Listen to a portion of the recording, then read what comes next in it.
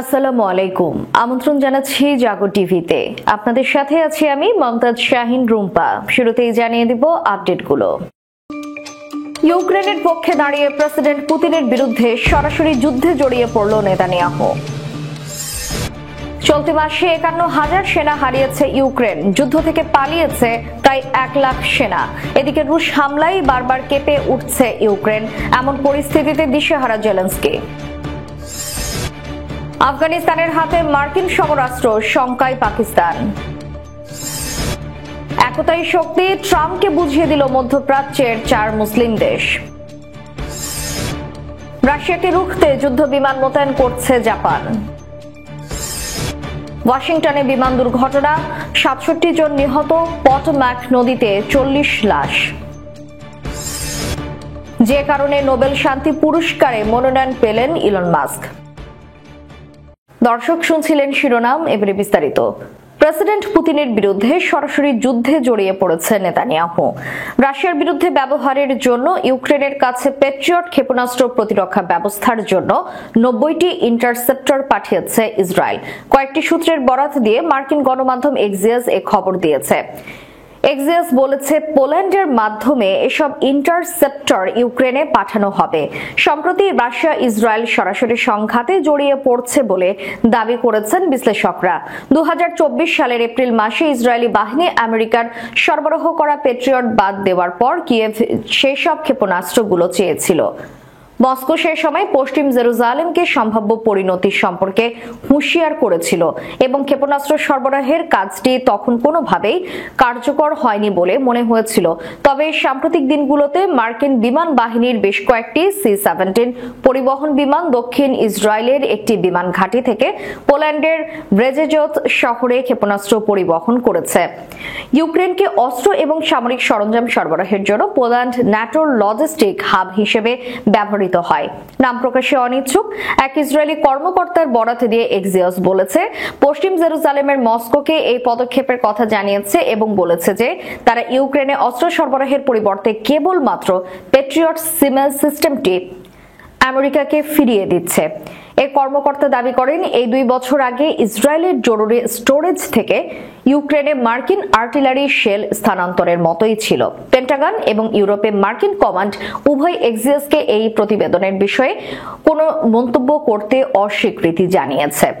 Russia এখনো আনুষ্ঠানিকভাবে বিষয়টি নিয়ে কোনো আলোচনা কিংবা মন্তব্য করেনি। তবে বিশ্লেষকদের মতে রুশ প্রশাসন ব্যাপারটি কোনো মতেই ভালোভাবে নেবে। এটা রাশিয়ার বিরুদ্ধে যুদ্ধে জড়িয়ে পড়ার শামিল। এক্সিয়াসের মতে ইসরায়েলি প্রধানমন্ত্রী বেনিয়ামিন নেতানিয়াহু কয়েক সপ্তাহ ধরে ইউক্রেনের প্রেসিডেন্ট ভলোদিমির জেলেনস্কির ফোন ধরতে অস্বীকৃতি জানান। সেপ্টেম্বরের শেষের দিকে পরিস্থিতি বদলে যায় যখন নেতানিয়াহু কিয়েভের দক্ষিণে অবস্থিত উমান শহরে হাসিদিক তীর্থযাত্রীদের পরিদর্শনের জন্য জেলেনস্কির অনুমতি চান। শহরটিতে ব্রাতস্লাভ আন্দোলনের প্রতিষ্ঠাতা ব্রেভ নাচমানের সমাধি রয়েছে। নেতানিয়াহু প্যাট্রিয়টের চালান না পাঠানো পর্যন্ত জেলেনস্কি তা প্রত্যাখ্যান করেন। চলতি মাসে ৫১,০০০ সেনা হারিয়েছে ইউক্রেন। যুদ্ধ থেকে পালিয়েছে প্রায় ১ লাখ সেনা। এদিকে রুশ হামলায় বারবার কেঁপে উঠেছে ইউক্রেন। এমন পরিস্থিতিতে দিশেহারা হয়ে পড়েছেন জেলেনস্কি। রাশিয়ার প্রতিরক্ষা মন্ত্রণালয়ের এক বিবৃতিতে বলা হয়েছে, জানুয়ারি মাসে ইউক্রেনীয় বাহিনী ইতোমধ্যে ৫১,৯৬০ সেনা হারিয়েছে। ডিসেম্বরে এই সংখ্যা ছিল ৪৮,৪৭০ জন এবং নভেম্বরে ছিল ৬০,৮০৫ জন। রুশ বাহিনীর সঙ্গে চলমান যুদ্ধে প্রতি মাসে প্রায় ৫০,০০০ সেনা হারাচ্ছে ইউক্রেনের বাহিনী। গত ৬ মাস ধরে এমন পরিস্থিতি অব্যাহত রয়েছে, জানিয়েছে রাশিয়ার প্রতিরক্ষা মন্ত্রণালয়। বিবৃতিতে আরো বলা হয়েছে, প্রতি মাসে গড়ে ৩০,০০০ নতুন সেনা নিয়োগ দিচ্ছে ইউক্রেন। তবে সেই তুলনায় সেনা নিয়োগের সংখ্যা হারানো সেনাদের সঙ্গে তুলনা করলে ঘাটতি রয়েছে। পাশাপাশি বাহিনী থেকে নিয়মিত সেনা পলায়নের ঘটনা ঘটছে। রুশ মন্ত্রণালয় বৃহস্পতিবার এক বিবৃতিতে জানিয়েছে, ২০২২ সালের ফেব্রুয়ারির শেষ সপ্তাহ থেকে যুদ্ধ শুরু হওয়ার পর ইউক্রেনীয় বাহিনী থেকে প্রায় ১ লাখ সেনা পাঠিয়েছে। প্রায় ৩ বছরের যুদ্ধের মধ্যে রাশিয়া দোনেস্ক, লুহান্স্ক, জাপোরজিয়া এবং খেরসন এই ৪ প্রদেশের দখল নিয়েছে। রাশিয়ার প্রস্তাব হলো কিয়েভ যদি ক্রিমিয়া সহ এই 4 প্রদেশকে রুশ ভূখণ্ড হিসেবে স্বীকৃতি দেয় তাহলে ইউক্রেনের সামরিক অভিযান শেষ ঘোষণা করা হবে। অন্যদিকে কিয়েভের দাবি রাশিয়া যদি অধিকৃত অঞ্চলগুলো থেকে সেনা প্রত্যাহার করে নেয় তবেই শান্তি সংলাপে বসার জন্য তারা প্রস্তুত। এদিকে ইউক্রেন জুড়ে ড্রোন হামলা চালিয়েছে রাশিয়া।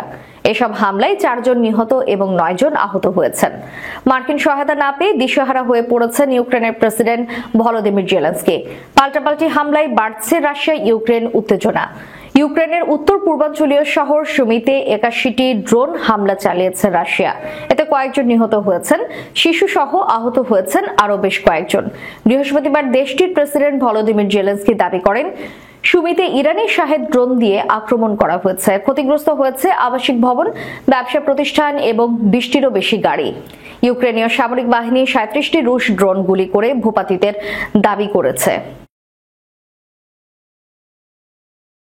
আফগানিস্তানের হাতে মার্কিন সমরাস্ত্র, শঙ্কায় পাকিস্তান। আফগানিস্তানে মার্কিন যুক্তরাষ্ট্রের অত্যাধুনিক সামরিক অস্ত্র এখন তালেবানের হাতে থাকায় পাকিস্তান উদ্বেগ প্রকাশ করেছে। এসব অস্ত্রের মধ্যে রয়েছে অত্যাধুনিক যুদ্ধ বিমান, ট্যাঙ্ক এবং সেনাদের যুদ্ধক্ষেত্রে যোগাযোগ রক্ষার জন্য উন্নত প্রযুক্তি, যা পাকিস্তানের জন্য এক নতুন নিরাপত্তা হুমকি হয়ে দাঁড়িয়েছে। পাকিস্তানের পররাষ্ট্র মন্ত্রণালয়ের মুখপাত্র শাফকাত আলী খান এক বিবৃতিতে এই উদ্বেগ প্রকাশ করেছে। তিনি বলেন 2021 সালে মার্কিন সেনারা আফগানিস্তান ত্যাগ করলেও তাদের অনেক অস্ত্র এখনো তালেবানের কাছে রয়েছে, যা গোটা অঞ্চলের জন্য ঝুঁকি সৃষ্টি করছে। মার্কিন প্রতিরক্ষা দপ্তরের তথ্য অনুযায়ী যুক্তরাষ্ট্রের আফগানিস্তান ত্যাগ করার সময় যে অত্যাধুনিক অস্ত্রগুলি ফেলে যায় তার আনুমানিক মূল্য $7 বিলিয়ন। এই পরিস্থিতি পাকিস্তানকে গভীর উদ্বেগে ফেলেছে, কারণ তারা দেখতে পাচ্ছে প্রতিবেশী আফগানিস্তান এখন বিশ্বের কিছু সবচেয়ে উন্নত সামরিক প্রযুক্তি দ্বারা সজ্জিত। একতাই শক্তি, ট্রাম্পকে বুঝিয়ে দিল মধ্যপ্রাচ্যের 4 মুসলিম দেশ। মিশরের president Abdel Fattah al Sisi ফিলিস্তিনিদের বাস্তুচ্যুতি নিয়ে ট্রাম্পের পরিকল্পনাকে কঠোর ভাষায় প্রত্যাখ্যান করেছেন। তিনি স্পষ্ট জানিয়ে দিয়েছেন মিশর কখনো এই ধরনের কোনো উদ্যোগে মেনে নেবে না। গত বুধবার কায়রোতে কেনিয়ার প্রেসিডেন্ট উইলিয়াম রুটকে সঙ্গে নিয়ে এক সংবাদ সম্মেলনে সিসি বলেন ফিলিস্তিনিদের বাস্তুচ্যুতি অন্যায় এবং এটি মিশর কখনো গ্রহণ করবে না। তিনি আরো জানান যদি ফিলিস্তিনিদের বিতাড়িত করার চেষ্টা করা হয় তবে এটি কেবল মানবাধিকার লঙ্ঘন নয় বরং অঞ্চলের নিরাপত্তার জন্য বিপজ্জনক হবে।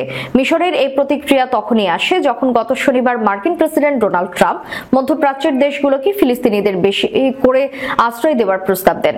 সিসির সঙ্গে একই অবস্থানে দাঁড়িয়ে জর্ডানও এই বিষয়ে আপত্তি জানিয়েছে। দেশটির পররাষ্ট্রমন্ত্রী আইমান সাফাদি এক বিবৃতিতে বলেন ফিলিস্তিনিদের বাস্তুচ্যুতি কখনো জর্ডান মেনে নেবে না। এভাবে মধ্যপ্রাচ্যের 4টি মুসলিম দেশ জর্ডান, কাতার, ইরান এবং মিশর এখন ট্রাম্পের গাজা সম্পর্কিত পরিকল্পনার বিরুদ্ধে একত্রিত হয়েছে এবং তারা স্পষ্টভাবে জানিয়েছে ফিলিস্তিনিদের প্রতি বৈষম্যমূলক আচরণ কোনোভাবেই গ্রহণযোগ্য নয়। রাশিয়াকে রুখতে যুদ্ধ বিমান মোতায়েন করেছে জাপান। টোকিওর শীর্ষ সরকারি মুখপাত্র জানিয়েছেন রাশিয়ার বোমারু বিমান আন্তর্জাতিক জলসীমার উপর দিয়ে উড়ে যাওয়ার পর জাপানও যুদ্ধ বিমান মোতায়েন করেছে।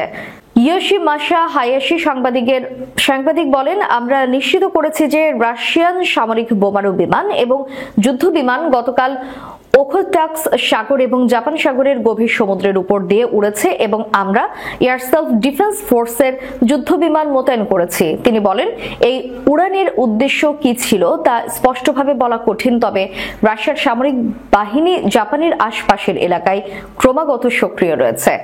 টোকিও অতীতে কূটনৈতিক পথে মস্কোর কাছে বিষয়টি উত্থাপন করেছে, যার মধ্যে গত বছরের সেপ্টেম্বরে রাশিয়ার একটি যুদ্ধ বিমানের আঞ্চলিক আকাশসীমায় অনুপ্রবেশের বিষয়টিও রয়েছে, যদিও রাশিয়া এই অভিযোগ অস্বীকার করেছে।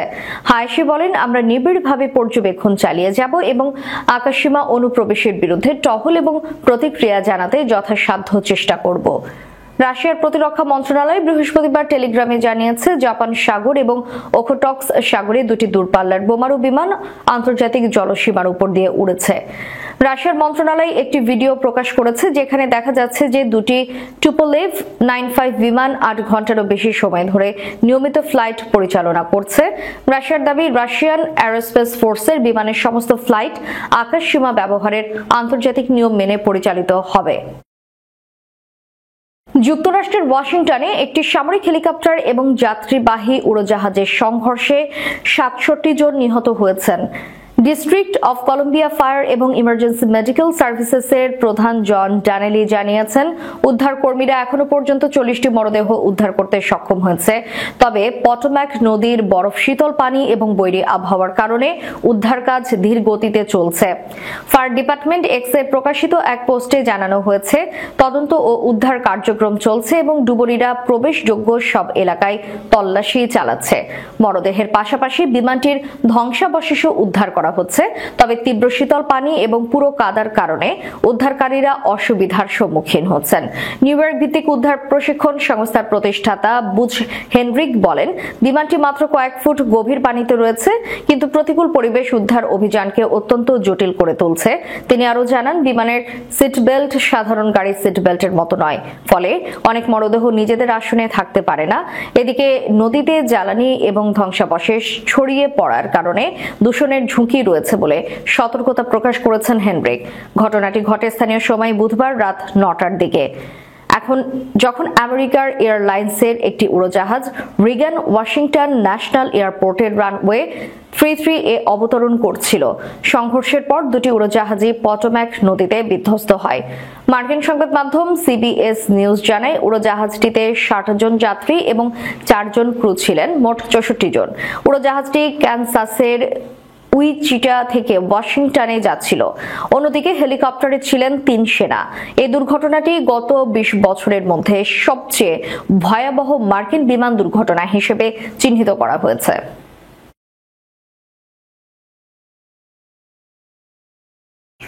বাক স্বাধীনতার প্রসারে অবদান রাখায় চলতি বছরের নোবেল শান্তি পুরস্কারের জন্য ধনকুবের ইলন মাস্ককে মনোনীত করেছেন ইউরোপীয় পার্লামেন্টের এক সদস্য। টেসলা এবং স্পেসএক্সের প্রধান নির্বাহীকে শান্তিতে নোবেল পুরস্কারের জন্য বিবেচনায় নিতে নরওয়ে নোবেল কমিটির কাছে করা আবেদন গৃহীত হয়েছে বলেছেন ব্রাঙ্কো গ্রিমস নামের এই স্লোভেনীয় রাজনীতিক। বাক স্বাধীনতা এবং শান্তির মতো মৌলিক মানবাধিকারে অবদান রাখার স্বীকৃতি স্বরূপ তাকে এই মনোনয়ন দেওয়া হয়েছে বলেছেন তিনি। এনডিটিভি জানিয়েছে, মাস্কের জন্য করা আবেদন গ্রহণ করে নরওয়ে নোবেল কমিটি যে ফিরতি ইমেল পাঠিয়েছে, গ্রিমস তার সোশ্যাল মিডিয়া প্ল্যাটফর্ম এক্সে শেয়ারও করেছেন। ওই ইমেইলে বলা হয়েছে, 2025 সালের নোবেল শান্তি পুরস্কারের জন্য আপনারা মনোনয়ন সফলভাবে জমা পড়েছে। এই কাজে যারা তার সঙ্গে যুক্ত ছিলেন তাদের এবং সহ প্রস্তাবকদের প্রতি কৃতজ্ঞতা জানিয়েছেন গ্রিমস। গত ডিসেম্বরে ইউরোপীয় পার্লামেন্টের এই সদস্য বলেছিলেন, বাক স্বাধীনতার পক্ষে দাঁড়ানোর জন্য মাস্ক নোবেল শান্তি পুরস্কারের যোগ্য। এর আগে গত বছরের ফেব্রুয়ারিতেও নরওয়ের সাংসদ মারিয়াস নিলসেন নোবেল শান্তি পুরস্কারের জন্য ইলন মাস্ককে মনোনীত করেছিলেন। তাতে অবশ্য শিকে ছেড়েনি বিশ্বের শীর্ষ এই ধনীর। শেষবার এই শান্তি পুরস্কার গেছে হিরোশিমা নাগাসাকিতে পারমাণবিক বোমা হামলায় ভুক্তভোগীদের একটি সংগঠনের ঘরে। দর্শক, শেষ করার পূর্বে সংবাদ শিরোনামগুলো জানিয়ে দিব আরো একবার। ইউক্রেনের পক্ষে দাঁড়িয়ে প্রেসিডেন্ট পুতিনের বিরুদ্ধে সরাসরি যুদ্ধে জড়িয়ে পড়ল নেতানিয়াহু। চলতি মাসে 51,000 সেনা হারিয়েছে ইউক্রেন, যুদ্ধ থেকে পালিয়েছে প্রায় 1 লাখ সেনা। এদিকে রুশ হামলায় বারবার কেঁপে উঠছে ইউক্রেন, এমন পরিস্থিতিতে দিশেহারা জেলেনস্কি। আফগানিস্তানের হাতে মার্কিন সমরাস্ত্র, শঙ্কায় পাকিস্তান। একতাই শক্তি, ট্রাম্পকে বুঝিয়ে দিল মধ্যপ্রাচ্যের 4 মুসলিম দেশ। রাশিয়াকে রুখতে যুদ্ধ বিমান মোতায়েন করছে জাপান। ওয়াশিংটনে বিমান দুর্ঘটনা, 67 জন নিহত, পটোম্যাক নদীতে 40 লাশ। যে কারণে নোবেল শান্তি পুরস্কারে মনোনয়ন পেলেন ইলন মাস্ক। এতক্ষণ আমাদের সাথে থাকার জন্য ধন্যবাদ। আল্লাহ হাফেজ।